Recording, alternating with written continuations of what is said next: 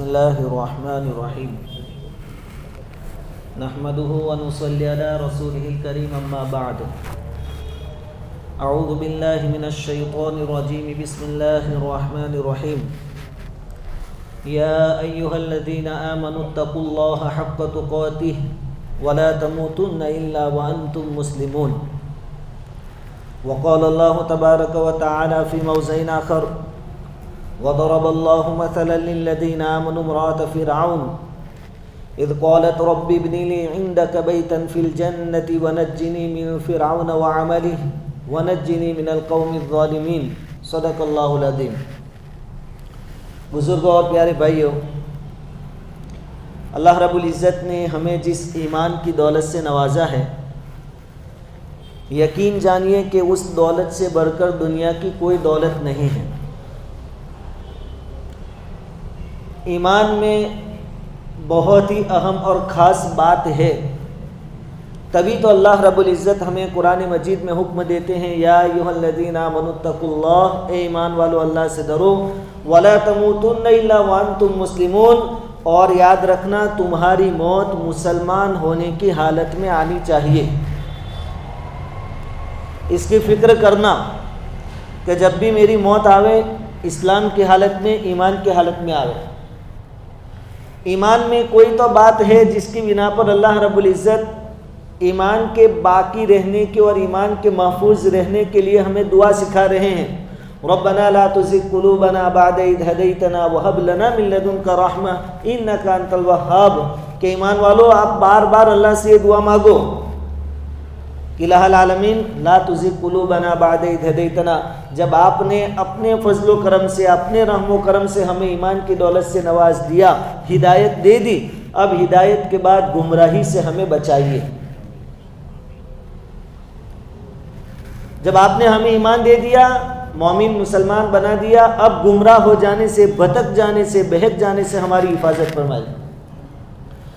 ایمان میں کوئی تو بات تھی جس کی وجہ سے حضرت یعقوب علیہ السلام آخری وقت میں اپنی اولاد کو جمع کر کے کہہ رہے ہیں ما تعبدون من بعدی، میرے بعد کس کی عبادت کرو گے؟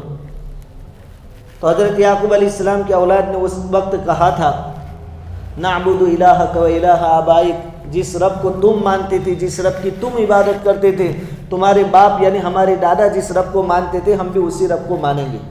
پھر یعقوب علیہ السلام اطمینان کے ساتھ دنیا سے رخصت ہوئے۔ آخری فکر بھی یہی تھی کہ بچوں کی ایمان کی حفاظت ہو۔ ایمان میں کوئی تو بات تھی کہ نبی کریم صلی اللہ علیہ وسلم نے ہر قسم کی تکلیف برداشت کی۔ کبھی تو آپ صلی اللہ علیہ وسلم کو اپنے تھوڑے سے ساتھیوں کے ساتھ مکۃ المکرمہ میں شیب ابی طالب کی گھاٹی میں 3 سالوں تک قید میں رہنا پڑا، اور اتنی سخت قید تھی، اتنی سخت جیل خانہ تھا کہ نہ اندر کا کوئی آدمی باہر آ سکتا تھا، نہ باہر کا کوئی آدمی اندر جا سکتا تھا۔ انسانوں کے آنے جانے کی بات تو بہت دور، کھانے پینے کا راشن بھی اندر جانے نہیں دیا جاتا تھا، اور اس کا عہد نامہ کعبہ کے اوپر لگایا گیا تھا، چپکایا گیا تھا کہ جو بھی محمد اور اس کے ساتھیوں کے ساتھ تعلق رکھے گا قریش اس کا بائیکاٹ کریں گے، سخت پابند۔ جب اس 3 سالہ قید میں چھوٹے چھوٹے بچے بھوک اور پیاس کی شدت سے روتے اور بل بلاتے، تو بجائے اس کے کہ ان ظالموں کو رحم آتا، ان کے دل نرم ہوتے اور مزے لے لے کر قہقہے مار کر ہنستے تھے۔ ایسی حالت میں بھی ایمان والوں نے ایمان کو نہیں چھوڑا۔ کوئی تو حالت تھی، کوئی تو ایمان کی بات ہے اتنی قیمتی کہ نبی کریم صلی اللہ علیہ وسلم نے طائف کی گلیوں میں امت کے ہاتھوں پتھر بھی کھائے، مار بھی کھایا، آپ کے جسم مبارک سے خون بہا۔ کوئی تو بات ہے ایمان کے اندر جس کی بنا پر پوری زندگی نبی کریم صلی اللہ علیہ وسلم پوری رات، آدھی رات، تہائی رات اللہ کے سامنے گر گرا کر دعا کرتے رہے الہ میری امت کی ایمان کی حفاظت فرما۔ کوئی تو بات تھی ایمان کے اندر جس کی وجہ سے نبی کریم صلی اللہ علیہ وسلم کی 2 بیٹیوں کو طلاق برداشت کرنی پڑی۔ اور دیکھو مال اور دولت اس کی قربانی ہے بہت بھاری، لیکن اس کے ساتھ وطن کی قربانی، وطن چھوڑنا پڑے، یہ اور بھی زیادہ سخت ہوتا ہے۔ جب پہلی مرتبہ نبی کریم صلی اللہ علیہ وسلم کے پاس حضرت جبرائیل علیہ السلام وحی لے کر تشریف لائے، حضور نے چونکہ پہلی مرتبہ فرشتے کو دیکھا تھا اپنی آنکھوں سے، حضور پر گھبراہٹ طاری تھی، پہلی وحی کا بوجھ تھا، اتنی بڑی ذمہ داری کا احساس تھا، حضور کانپ رہے تھے۔ آپ گھر تشریف لائے حضرت خدیجۃ الکبریٰ رضی اللہ تعالیٰ عنہ کے پاس اور کہنے لگے زمبلونی زمبلونی، مجھے چادر اڑا دو۔ جب آپ کو کچھ اچھا محسوس ہوا، حضرت خدیجہ رضی اللہ تعالیٰ عنہ اپنے رشتہ دار حضرت ورقہ بن نوفل کے پاس حضور کو لے کر گئی۔ ورقہ بن نوفل تورات اور انجیل کے عالم تھے، ان کے پاس علم تھا۔ انہوں نے حضور کی داستان سن کر کہا کہ جس فرشتے کے بارے میں تم کہتے ہو وہ فرشتہ تو موسیٰ علیہ السلام کے پاس بھی آیا کرتا تھا، عیسیٰ علیہ السلام کے پاس بھی آیا کرتا تھا، اور تم سچے نبی ہو، آخری نبی ہو۔ تمہاری قوم تمہارے ساتھ برا سلوک کرے گی، قطع رحمی کرے گی، تعلقات توڑ دے گی، آپ کو تکلیفیں پہنچائے گی، اور آخر میں ورقہ بن نوفل نے یہ بھی کہا کہ تم کو مکہ سے نکال دے گی۔ پہلے جو تکلیفیں بیان فرمائی ورقہ بن نوفل نے کہ آپ کو مارے گی، تکلیفیں پہنچائے گی، تعلقات قطع کرے گی، حضور اتنے پریشان نہیں ہوئے۔ لیکن جب ورقہ بن نوفل نے یوں کہا کہ آپ کو مکہ سے نکال دے گی، حضور نے فوراً پوچھا میرا وطن بھی چھوڑنا پڑے گا؟ میری قوم مجھے اپنے وطن سے نکال دے گی؟ وطن چھوڑنا بہت بڑی بات ہے۔ وہ قربانی بھی حضور نے برداشت کی، اور معراج ہجرت کے وقت جس وقت آپ جا رہے تھے، آپ نے جاتے وقت کعبہ کو خطاب کر کے کہا تھا کہ اگر میری قوم یہاں سے نہ نکالتی تو میں تجھے چھوڑ کر نہ جاتا۔ کوئی تو بات ہے ایمان کے اندر جس کی وجہ سے حضور نے اپنا محبوب وطن بھی چھوڑ دیا، مکہ بھی چھوڑا۔ کوئی تو بات ہے ایمان کے اندر، کوئی تو بات ہے جس کی وجہ سے صحابہ کرام، حضرت بلال حبشی، حضرت خباب، حضرت خبیب، صہیب رومی، سب نے اپنی جانیں، مال، سب کچھ قربان کرنا برداشت کیا، گوارا کیا، لیکن کسی نے ایمان نہیں چھوڑا۔ وہ قیمتی ایمان اللہ رب العزت نے ہمیں دیا ہے، بغیر قربانیوں کے دیا ہے، بغیر مانگے دیا ہے، اور بغیر کسی حق کے دیا ہے۔ ہماری ذمہ داری ہے کہ ایمان کی حفاظت کریں، اپنے خود کی ایمان کی حفاظت کریں، اپنے گھر والوں کی ایمان کی حفاظت کریں، اپنے گلی محلہ والے، اپنے بستی والے، اور پوری دنیا کے انسانیت کی ایمان کی فکر ہمارے اندر ہونی چاہیے۔ یہی وہ ایمان ہے جس کے خاطر فرعون جیسے ظالم اور جابر بادشاہ کی جو بیوی تھی حضرت آسیہ، انہوں نے کیسی کیسی تکلیفیں برداشت کی، لیکن ایمان نہیں چھوڑا۔ اللہ رب العزت نے آسیہ کی مثال قیامت تک کے لیے قرآن میں بیان فرمائی کہ دیکھو ایمان کتنا قیمتی تھا ان کے نزدیک، کہ کیسی کیسی تکلیفیں انہوں نے برداشت کی۔ وَضَرَبَ اللَّهُ مَثَلًا لِلَّذِينَ آمَنُوا امْرَأَتَ فِرْعَوْنَ، ایمان والوں کے لیے فرعون کی بیوی کی زندگی بہترین نمونہ ہے۔ سب کچھ برداشت کر سکتا ہے ایمان والا، لیکن اپنا ایمان چلا جائے اس کو برداشت نہیں کر سکتا۔ حضرت آسیہ رضی اللہ تعالیٰ عنہ، مختصراً ان کا واقعہ میں عرض کرتا ہوں کہ حضرت موسیٰ علیہ السلام کے بارے میں فرعون کو اس وقت کے کاہنوں اور پنڈتوں نے یوں کہا تھا کہ بنی اسرائیل میں ایک بچہ پیدا ہوگا جس کے ہاتھوں تیری سلطنت اور حکومت ختم ہو جائے گی۔ فرعون کو فکر لاحق ہوئی، اس نے اعلان کیا بنی اسرائیل میں جتنے بھی لڑکے پیدا ہو سب کو ذبح کر دو۔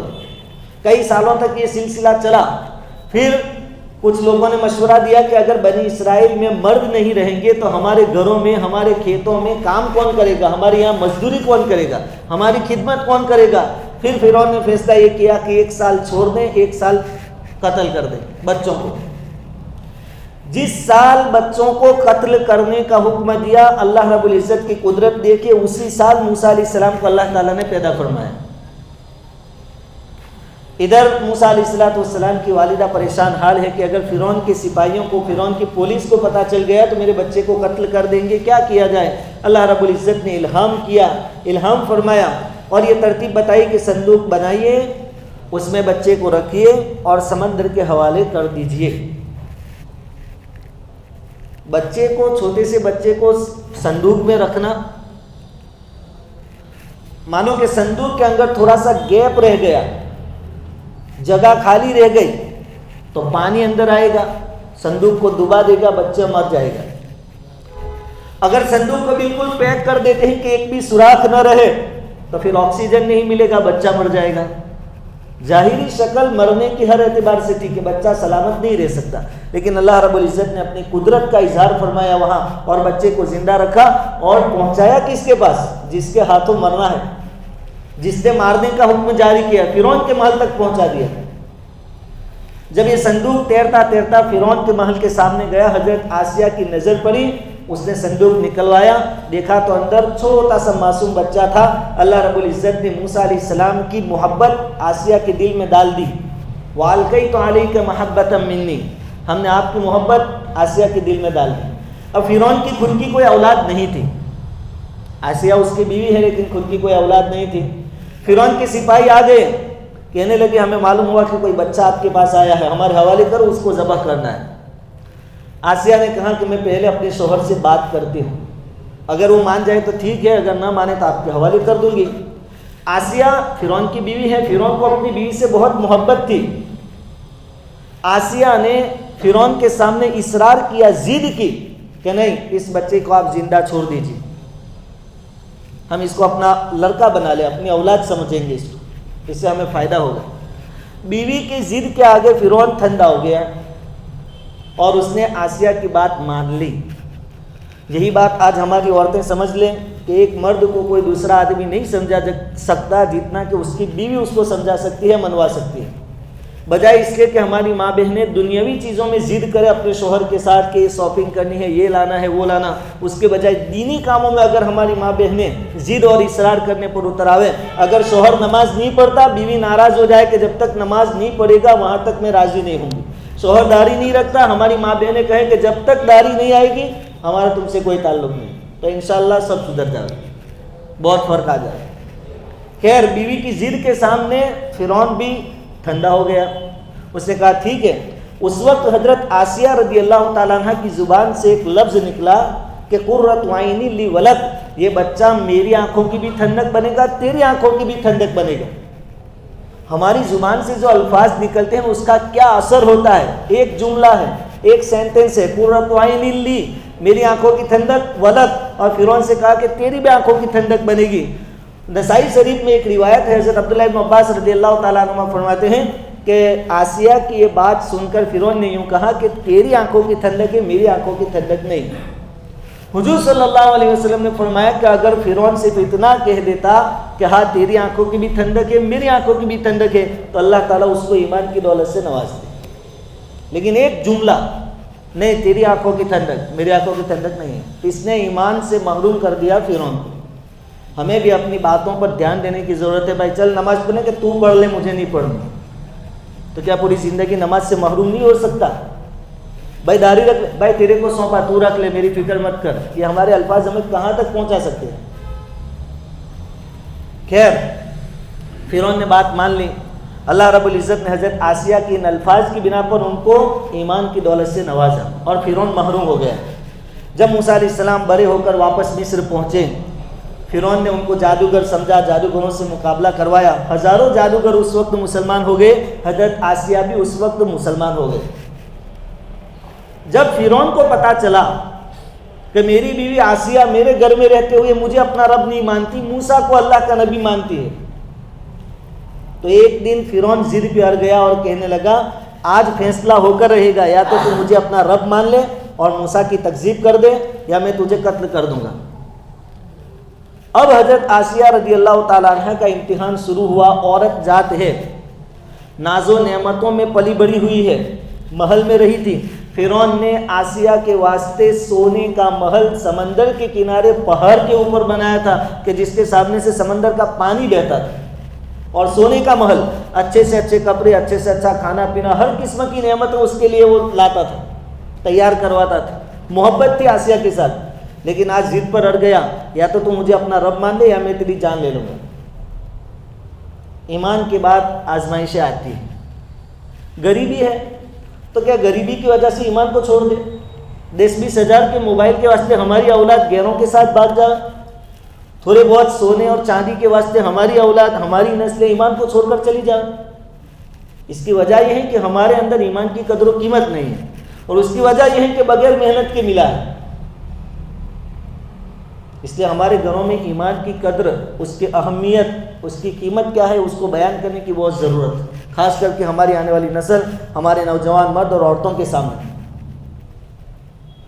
خیر، فرعون نے سزا کے طور پر حضرت آسیہ رضی اللہ تعالی عنہ کو محل کے باہر نکلوایا۔ دھوپ تھی، گرمی کا موسم تھا، محل کے باہر ریت تھی، حضرت آسیہ کو ریت کے اوپر چیت لٹا دیا، اور اس طرح لٹایا کہ ان کی نگاہیں، ان کی نظر فرعون کے محل پر رہے، تاکہ شاید ان کو احساس ہو جاوے کہ اللہ کو ماننے کی وجہ سے اتنی ساری پریشانیاں میرے اوپر آتی ہے اور یہ نعمتیں میرے ہاتھ سے چھوٹ رہی ہیں، شاید احساس ہو جاوے اور ایمان چھوڑ دے اور واپس فرعون کو اپنا رب سمجھ لیں۔ محل کے سامنے لٹایا، دنیا ہاتھ سے چھوٹ رہی ہے، عورت ذات ہے، دھوپ میں لٹائی گئی ہے، لیکن حضرت آسیہ پر اس کا کوئی اثر نہیں ہوا، کیونکہ ان کو ایمان کی قدر و قیمت سمجھ میں آ گئی تھی۔ فرعون نے دیکھا کہ کوئی خاص اثر نہیں ہو رہا، تو فرعون کے بارے میں تو کیا ہے، وَفِرْعَوْنَ ذِی الْأَوْتَادِ، میخوں والا فرعون، کیل ٹھوک دیتا تھا لوگوں کے ہاتھ اور پیر میں، کھیلے۔ حضرت آسیہ کو زمین پر لٹایا گیا، آپ کی دونوں ہتھیلیوں میں اور پیروں میں کیل ٹھوکے گئے، زمین کے ساتھ آپ کو فٹ کر دیا گیا، خون بہ رہا ہے، دھوپ میں پڑی ہے، عورت ذات ہے، کمزور ہے، سر پہ نازک ہے، لیکن کوئی اثر نہیں۔ مفسرین لکھتے ہیں کہ جب فرعون کے ظالم سپاہی وہاں سے دور ہٹ جاتے تو بدلی حضرت آسیہ پر سایہ کرتی تھی، جس سے ان کو تھوڑی راحت حاصل ہو۔ پھر بھی اگر فرعون کا پیٹ نہیں بھرا، اس نے کہا کہ ایک بڑا پتھر منگایا، ایک بڑی چٹان منگائی اور حضرت آسیہ کے سینے پر رکھ دی۔ نیچے گرمی ہے، ریت پر سلائی گئی ہے، ہاتھ پیر میں کھیلے ٹھوکے ہوئے ہیں، میخیں گاڑی ہوئی ہے، سینے پر پتھر ہے، پھر بھی حضرت آسیہ رضی اللہ تعالیٰ عنہ کو دیکھا۔ مفسرین لکھتے کہ وہ ہنس رہی تھی۔ فرعون پاگل ہو گیا کہ اتنی زیادہ تکلیفیں دے رہا ہوں، یہ ہنس رہی ہے۔ مفسرین اس کی وجہ بیان فرماتے ہیں کہ جب حضرت آسیہ کو تکلیفیں دی جاتی تھی، اللہ رب العزت جنت میں ان کا محل دکھا رہے تھے، یہ سوئی زمین پر اپنا محل جنت میں دیکھ کر ہنس رہے تھے۔ فرعون نے سپاہیوں کو آخری حکم دیا کہ آخری موقع اس کو دے کر پوچھ لو کہ وہ ایمان چھوڑتی ہے یا نہیں۔ ایک بہت بڑی چٹان منگائی گئی اور یوں کہا گیا سپاہیوں سے کہ اگر وہ اس بار انکار کرے، اس کے چہرے پر مار دو، اس کا سر کچل دو، کیما بنا دو اور اس کا کھیل ختم کر دو۔ اللہ رب العزت نے قبل اس کے کہ وہ لوگ چٹان مار کر آپ کی جان لے لیتے، اللہ تعالیٰ نے حضرت آسیہ کی روح کو قبض کر لیا۔ ظالموں نے حضرت آسیہ رضی اللہ تعالیٰ عنہ کو شہید کر دیا۔ اتنی پریشانیوں کے باوجود عورت ذات ہو کر حضرت آسیہ رضی اللہ تعالیٰ عنہ نے اپنا ایمان نہیں چھوڑا، اور موت سے پہلے اللہ رب العزت سے 3 بڑی دعائیں مانگی۔ رب ابن لی عندک بیتا فی الجنت، سب سے پہلے اللہ تیرے پڑوس میں جنت میں ٹھکانہ نصیب فرما۔ یہ کب ہوگا؟ جب جنت کی اہمیت، قدر و قیمت ہمارے دلوں میں ہوگی تو، کہ جنت ہے، اس کی نعمتیں ہیں، وہ ہمیشہ کی زندگی ہے، یہ ہم نے سوچا ہوگا، سنا ہوگا، دل میں بٹھایا ہوگا تو، ورنہ 25-30 ہزار کے موبائل میں، چین اور سونے کے چیزوں میں ہماری نوجوان نسل ایمان قربان کر دے گی، جبکہ ماں باپ سے انہوں نے یہی سیکھا ہوگا تو۔ پہلی دعا، یا اللہ تیرا پڑوس نصیب فرما جنت میں۔ وَنَجِّنِي مِن فِرْعَوْنَ وَعَمَلِهِ، دوسری دعا، فرعون اور اس کا جو عمل ہے شرک اور کفر والا، اس سے مجھے حفاظت عطا فرما، نجات عطا فرما۔ اور تیسری دعا، وَنَجِّنِي مِنَ الْقَوْمِ الظَّالِمِينَ، اور پوری فرعون قوم ظالم ہے، سب سے مجھے نجات دے دے۔ اللہ رب العزت نے نجات دے دی۔ اللہ تعالیٰ ایمان والوں کو آزماتا ہے تو پھر دیتا بھی بہت ہے۔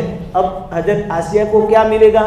جنت میں محل تو مل گیا، دنیا میں ہی اللہ نے دکھا دیا، جنت کی نعمتیں مل گئی، لیکن کل قیامت کے دن جب جنتی جنت میں چلے جائیں گے، دوزخی دوزخ میں چلے جائیں گے، اس وقت سب جنتیوں کے سامنے حضرت آسیہ رضی اللہ تعالیٰ عنہ کا نکاح نبی کریم صلی اللہ علیہ وسلم کے ساتھ کرایا جائے گا۔ اللہ خود نکاح کرائے گا۔ ایک شوہر چھوڑا فرعون، اس کے مقابلے میں اللہ رب العزت نے کون دیا؟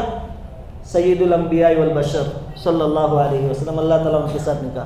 تو ہمارے لیے ضروری ہے کہ ہم اپنے گھر والوں کو تعلیم دیں، تھوڑی بھوک برداشت کرنے والے بنیں، تھوڑی جاہو جلالی ہمارے پاس نہیں ہے تو صبر سے کام لیں۔ گاڑیاں نہیں ہیں، بائکیں نہیں ہیں، موبائل نہیں ہے، یہ کوئی بڑی چیزیں نہیں ہے جس سے ہم دور رہ گئے ہو، لیکن اصل ہمارے پاس ہے ایمان۔ اور دوسری چیز کہ یہ چیزیں اگر مل بھی گئی تو اس کی قیمت ہم نے کیا چکائی؟ ایمان سے ہاتھ دھوئے۔ آج کل جو چیزیں چل رہی ہو، میں بتا رہا ہوں آپ کہ ہماری مسلمان نوجوان بولی بالی لڑکیوں کو، خاص طور کے پڑھی لکھی لڑکیوں کو کچھ روپئے پیسے دے کر، کچھ لالچ دے کر، نوکری وغیرہ دے کر ان کا ایمان لیا جا رہا ہے. یہ ہمارے بھی فکر کی بات ہے. اور دنیا کی کوئی چیز اس وقت تک نفع اور نقصان نہیں پہنچا سکتی جب تک کہ اللہ نہ چاہے. موسیٰ علیہ السلام اپنے ہاتھ میں عصا رکھتے تھے، لکڑی. اللہ رب العزت نے پوچھا وما تلک بیمینک یا موسیٰ، موسیٰ ہاتھ میں کیا ہے؟ موسیٰ علیہ السلام نے موقع کو غنیمت جانا کہ چلو اللہ تعالیٰ سے ہم کلامی نصیب ہوئی، اللہ تعالیٰ سے بات چیت کا موقع نصیب ہوا، ذرا لمبی بات کر دوں. اللہ تو جانتا ہی تھا کہ یہ لکڑی ہے اور موسیٰ اس سے کیا کرتے ہیں. موسیٰ علیہ السلام پوری تفصیل بتانے لگے. یہ عصا ہے، یہ میرا عصا ہے، لکڑی ہے. اتوکل علیہا، میں اس پر ٹیک لگاتا ہوں جب کھڑا رہتا ہوں. واحث بہا علی غنمی، ہماری بکریوں کے لیے کچھ چارہ وغیرہ لانے کی ضرورت ہوتی ہے، اس کے ذریعے میں چارہ لے جاتا ہوں. ولی فیہا مآرب اخری، اور دوسرے بھی بہت فائدے ہیں. دھیان رکھنا، موسیٰ علیہ السلام عصا کے فائدے بتا رہے ہیں. اللہ رب العزت نے حکم فرمایا القیہا یا موسیٰ، موسیٰ لکڑی نیچے رکھ دو. جیسے ہی رکھی اسلحہ بن گیا. جس لکڑی کے موسیٰ علیہ السلام ابھی فائدے بتا رہے تھے، اللہ تعالیٰ نے اسی لکڑی کو نقصان دینے والی چیز بنا دیا، اسلحہ بنا دیا. تو چیزوں کا نفع اور نقصان حقیقت میں اللہ کے ہاتھ میں ہے. اللہ جس چیز کا چاہے نفع پہنچائے اور جس چیز سے چاہے نقصان پہنچائے، کسی کے ہاتھ میں کچھ نہیں. یہ چیزیں ہماری اولاد کو سمجھانے کی ضرورت ہے، اور خاص کر کے ہم اپنے گھر والوں کی، اپنے پڑوسیوں کی، اپنے محلہ والوں کی، اپنے بستی والوں کی، اپنے ملک والوں کی اور پوری دنیا کی انسانیت کی ایمان کی فکریں رکھیں، ان کے لیے دعائیں کریں. اللہ رب العزت ہمارے ایمان کی حفاظت کرے.